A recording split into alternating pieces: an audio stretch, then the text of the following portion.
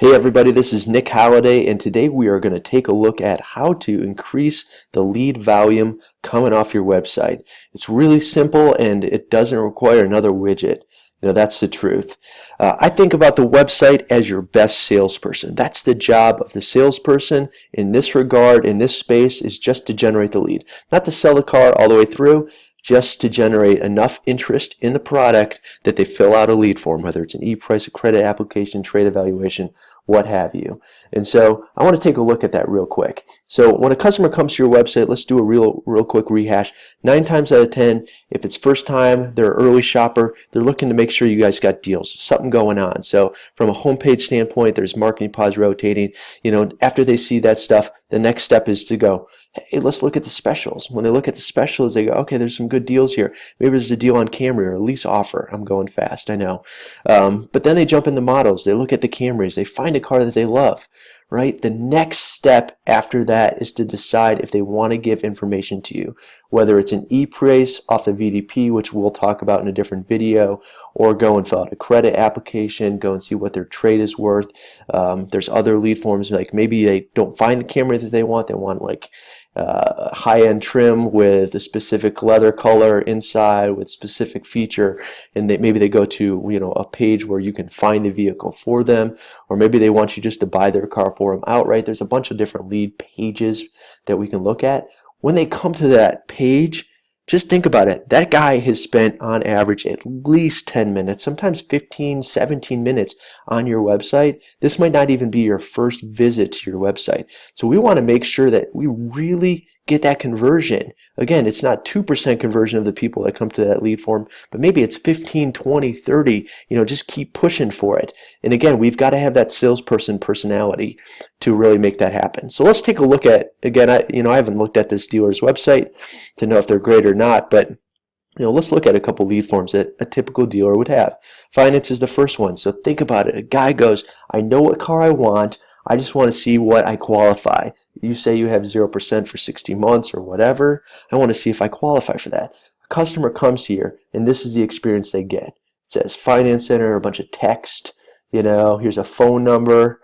Does this tell a really great story like maybe we would tell face-to-face in the dealership? Could we put a photo here? Maybe it's a testimonial about someone that filled out this form online and saved X amount of time.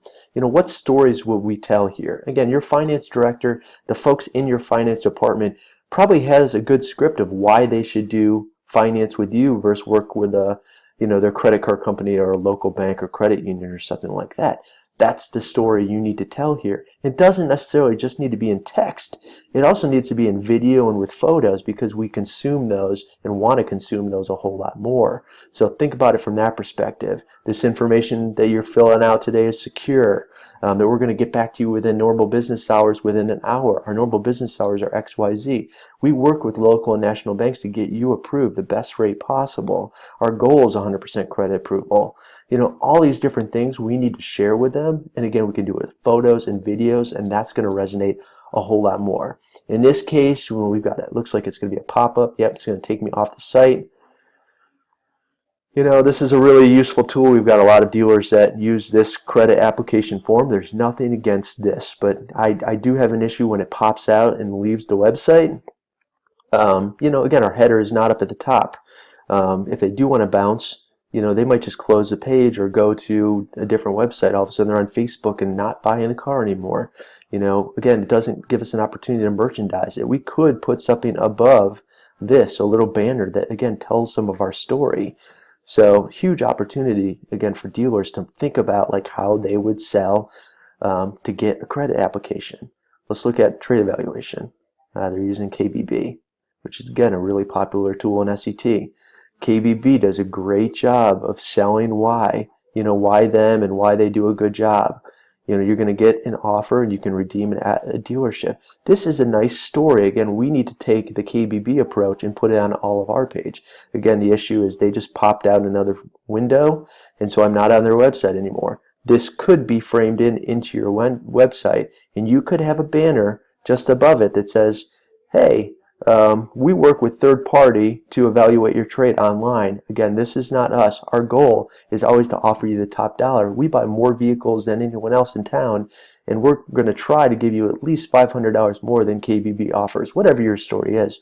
But that's going to make a customer feel really good about filling out the form and doing business with you. Service, again, same thing.